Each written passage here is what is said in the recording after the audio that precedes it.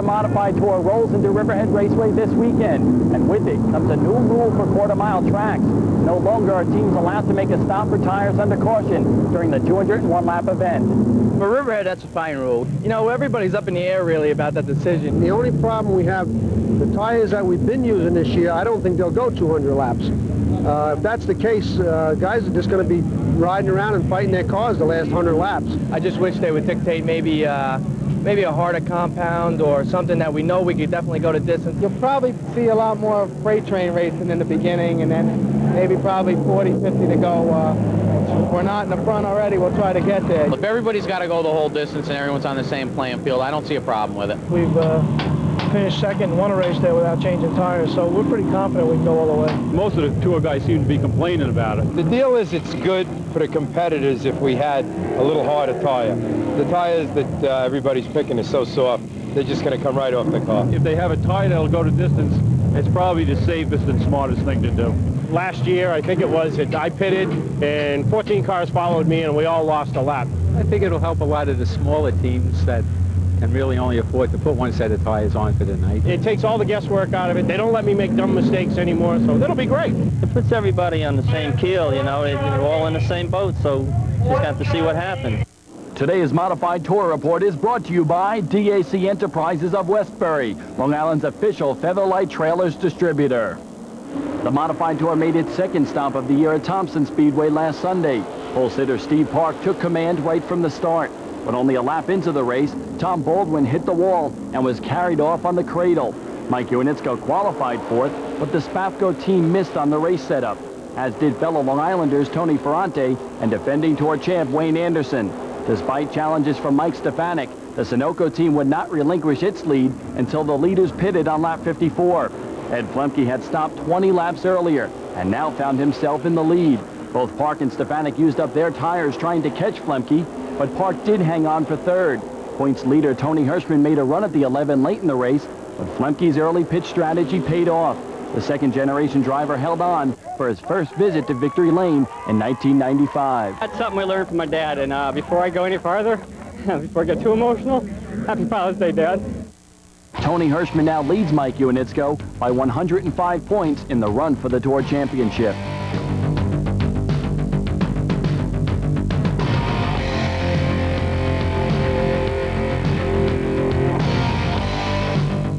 And now, here's Paul Schneller. The Busch Grand National North Division also competed at Thompson Speedway last week. Rookie Ron Field Jr. didn't qualify well, but he battled his way from the... Next week, the NASCAR Modified Tour makes its second stop of the season at Riverhead Raceway. The first time around, a new Tour tire rule made for a lackluster race. Today's Modified Tour Report is brought to you by DAC Enterprises of Westbury, Long Island's official Featherlight Trailers distributor. Unlike in past years, teams are no longer allowed to change tires under caution at tracks such as Riverhead Raceway. Racers now have to drive on pins and needles for 201 laps, and it showed during the Tour stop at Riverhead in June. Hometown favorite Ed Brunhutzel Jr. wrestled his way around Reggie Ruggiero early and was virtually unchallenged the rest of the way. I kind of figured to get to the front early in the race and then let them try and wear their tires out to get around me. And it seemed to work. After the second rain delay there, our car got a little bit loose, and from then on I had no forward bite, and we just, couldn't mount a challenge right at the end. I could stay with him, but no way I could pass him. If Mother Nature grants us a blessing next week, it should be interesting to see if the competition improves on a dry track with the new Tour tire rule. Interesting just about sums up the first half of the Modified Tour season. Long Islanders Mike Iwanitsko and Steve Park are on a tear. After a slow start, Park's dream team is finally living up to its billing. Park pulled a hat trick last month, winning 3 in a row and scoring a second at Holland last week. Winning the race at Holland was Mike Iwanitsko, his third victory this year. Iwanitsko also posted a strong third-place finish at Riverside Park a few weeks ago. With the win, Iwanitsko is now within striking distance of point leader Tony Hirschman. Only 83 points separate the duo. Only 2 points out of 5th and 5 points out of 4th is Steve Park. In fact, only 26 points separate 4th through 9th place in the standings. Defending Tour champ Wayne Anderson and the rest of the Long Island gang are struggling with just 8 races remaining on the schedule. Today's Modified Report is brought to you by T&F Auto Body of Huntington Station. The Harback family continues the tradition of excellence. Last year, Wayne Anderson brought the NASCAR Featherlight Modified Tour Championship home to Long Island. This year, Long Islanders are within striking distance once again. But this time, it's Long Island's young guns who are on the hunt for the championship. Somebody stop me! It reads better than a Hollywood script, and lately, nobody has been able to stop Mike Iwanitzko and Steve Park. Okay. Combined, the duo has smoked the competition 7 times this season. Iwanitzko began the year on a high note, 2 wins in the first 3 races. Now you have to ask yourself one question. Do I feel lucky? We've had some good luck this year. I think that is probably the biggest difference. We finally got some luck going our way and showing what we're capable of. At the same time, Park's newly formed Dream Team was struggling to live up to its billing. Scoring DNF after DNF, the pressure was on. I kind of strive on pressure, you know, and everybody always seemed to say, hey, you know, is it a lot of pressure for you to try to take over, you know, for this team? You know, it was a winning team beforehand. And I didn't think it was a lot of pressure. I just thought that, you know, the team was capable of winning races, I was capable of winning races, and it was just going to take, you know, a little bit of time for us to work together. Hold on to your lug nuts! It's time for an overhaul! After working out the bugs, the Sunoco team went on a tear, winning 3 races in a row in July. They call some guys Mr. September. It seems like we were Mr. July or something, but it was nice just to get the first win together. It kind of relieved a lot of pressure on the team, on Tommy, the crew chief, myself, and the owners, and it just seemed to relax everybody and make the second win that much easier. And then to go in to win a third one was just phenomenal for us. Then came the tour stop at Riverside Park Speedway, where the Sheba racing team was involved in 2 accidents on race day. It just opens up your eyes to saying, hey, you know, you're on top of the world one day, and you know, you're right back in the trenches again the next. Even Iwanitzko hit a slump at mid-season, but the problem was quickly resolved by the Art Barry-owned team. We found a shock problem we were having. We switched shock brands now. We're using Carrera shocks, and I'll tell you, since we put the Carreras on the car, I mean, it's made a night and day difference. Now, with just a handful of races remaining, the focus switches to the championship. You know, to win a championship, you got to be there at the end. You got to finish every race week in and week out, and that's what we've been doing this year. I think if we can continue the success that we've had, winning races and finishing in the top, it's going to tighten up the point race, and it might go to that last race at Thompson, the rainout we just had to decide the champion this year. No matter what the outcome this year, enjoy these young guns while you can, because it won't be long until they move to higher ground.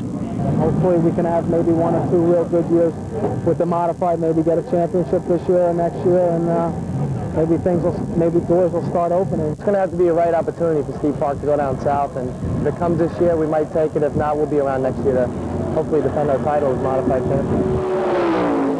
Today's Modified Tour Report is brought to you by DAC Enterprises of Westbury, Long Island's official Featherlight Trailers distributor.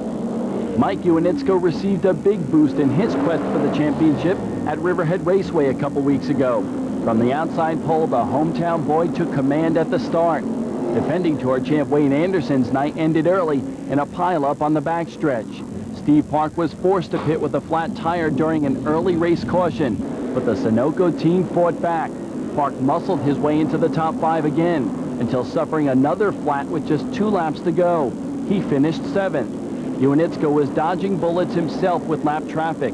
Point leader Tony Hirschman spun right in front of the 21 late in the race. Iwanitzko's only other obstacle? Rick Fuller. A late race caution set up a 2-lap dash to the checker, but Iwanitzko was able to hang on for his 4th victory in 1995. I love this place and love the people here.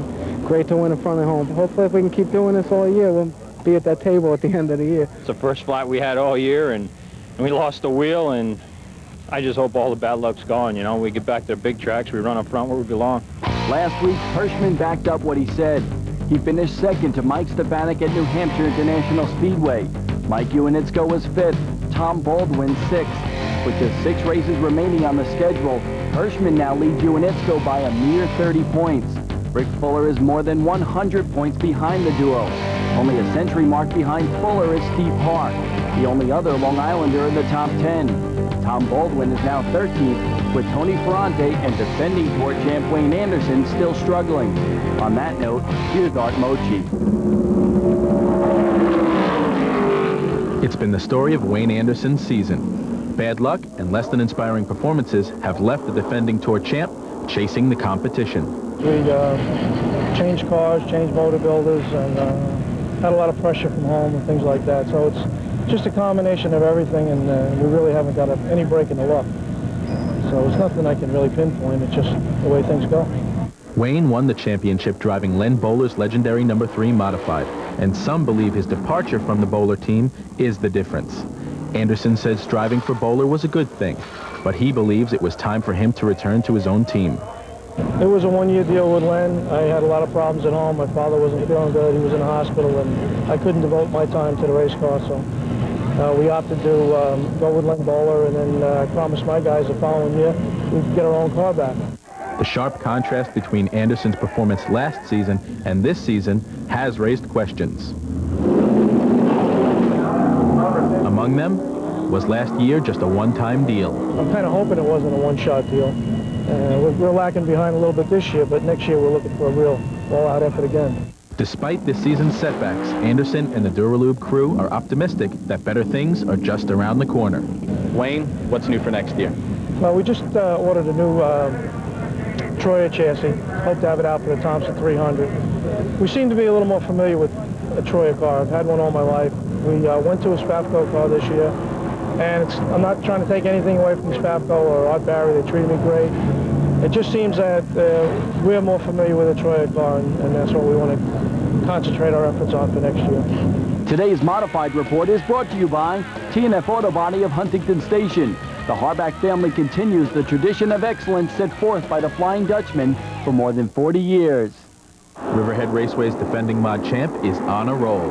Don Howe ran away from the competition during the first race in August to take the checkered flag. There are many changes on tap for the NASCAR Modified Tour next year. 1994 champ Wayne Anderson and the rest of the Long Island gang are regrouping to make another run at the championship in '96. Today's Modified Tour Report is brought to you by DAC Enterprises of Westbury, Long Island's official Featherlight Trailers distributor. 1995 was another spectacular year for Long Islanders on the Modified Tour. The gang missed winning its second straight championship by just 3 points. After much speculation about their departure from the Modifieds, title contenders Mike Iwanitzko and Steve Park will return in '96. But Park plans to expand his already hectic racing schedule. We're going to try to run a few bush races down south, possibly a super truck, and hopefully back to see all my fans down on Long Island when we go back to Riverhead with a modified. Last year's Tour champ Wayne Anderson faltered early this season. The remedy? Changing from a Spafco to a Troyer chassis during the last quarter of the season. Anderson's performance in the Tour finale has this team looking forward to next year. We're rebuilding our Troyer car. We're getting ready to get a new front snout put on it. We'll continue to be with Duralube and run the same operation that we ran this year, hopefully with a little better luck. There are some other changes. Tom Baldwin will start up his own team again in '96, and Tony Ferrante is also looking to regain his '94 form. I want to do something different. We have to do something different. We did have a good year in '94, and this year we were hoping to go forward, but something happened. We went backwards. There will also be a new member to the Long Island gang next year, and John Fortin expects his initiation to be a learning experience. There's a lot of racetracks we haven't been yet, like Stafford. We were there once, and Stafford was a hard place, so we'll just take it week by week and do the best we can. Tony Hirschman is this year's best on the tour. He gave car owner Len Bowler his second straight championship. The duo will be back to defend its title, but Hirschman is looking to pull double duty next year. I'd like to do the Busch North again. I'm not saying I have to do the whole schedule or do like Mike Stefanik's doing. I'd like to do that. I'm self-employed. I could get the time off to do the racing and do the traveling like him. Stefanik will return to both teams. Longtime modified owner Ed Close has announced he'll give the Busch North a whirl next year. This leaves all-time Tour winner Reggie Ruggiero rideless. But word has it former car owner Mario Fiori continues to woo the Reg. The modifieds also tested at Watkins Glen a couple of weeks ago, and although it was positive, there are still some concerns about the road course. Jamie Tomeno and Leedy were up there testing on it, and they had some good response to it, and didn't have to make a whole lot of changes to their cars, but that remains to be seen. I know the guys will be doing trick stuff and spending all kinds of extra money to go fast there, but we're going to give it a shot and see what happens. Today's cars are a technological wonder. In the old... Back to defend his title. Rob Gardner is making the big leap from the blunderbusts to the late models. Kind of getting bored with the blunderbuss division and figured we'll try it with the big boys. We're in the process of building a late model, and hopefully we can continue. It was an interesting outcome to last week's Mod Tour event at Stafford Speedway.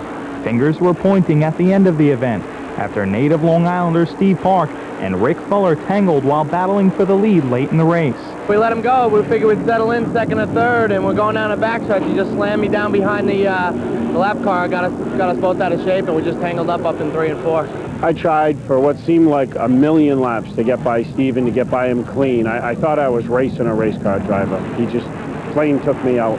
Claiming, I guess he's a tire manufacturer now. He's claiming he did it for the other guys. Who knows? In the final laps, Ed Flemke was able to stop the challenges of Reggie Ruggiero to win the Connecticut Classic 150. Mike Iwanitsko was the top Long Islander with a 7th place finish. Although Tony Ferrante struggled at Stafford, he did post a 6th place finish in the Pennsylvania 100 at Nazareth Speedway 2 weeks